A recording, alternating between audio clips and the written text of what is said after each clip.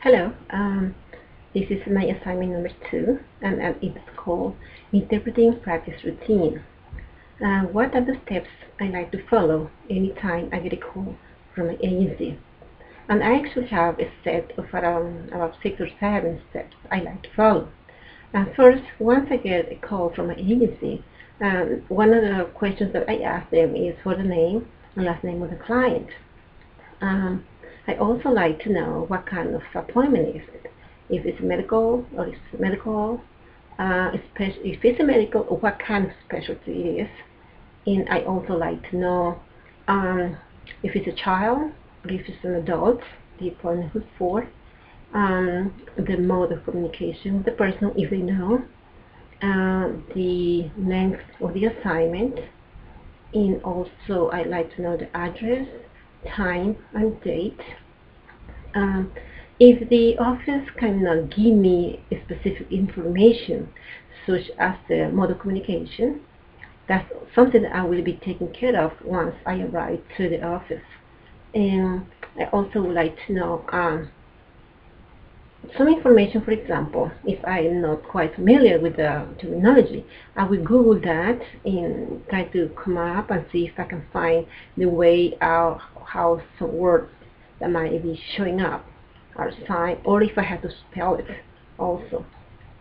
And I would like to have the contact person name and number, just in case I need to call them ahead of time for ask information about what kind of appointment it is and so forth. And once I got all that information, what I like to do is to go to my office and to my computer, in MapQuest, the address. To me, it's very important to make sure that I know where the office is located. So in case I'm not familiar with the area, I know I need to give myself extra time to get there and without getting lost, and find the place and still have my 15 to 20 minutes ahead. And hopefully I'll get there before the client. But anyways, once I'm at the office and the client is there, I like to introduce myself as the interpreter for the day. And in that way, it will give me the opportunity to see which is their preferred mode of communication, so I can match that. So once we got all that set and done, and the client is called into the office for the appointment, I like to introduce myself to the doctor or nurse, and I will ask them if they have experience working with interpreters. And if the answer is yes, I think that we are all good to go. But if the answer is no, I will take time to explain my role, which is that everything I hear I will be signing, and everything I see being signed I will be voicing. I also will ask them to speak directly to the client and not to me.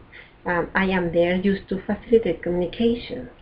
And once the appointment is taking place, I'll make sure to convey, of course, the communication as accurate as I can. But if I do not understand something, either from the client or from the doctor, I'll make sure I ask for clarification in order to keep moving forward.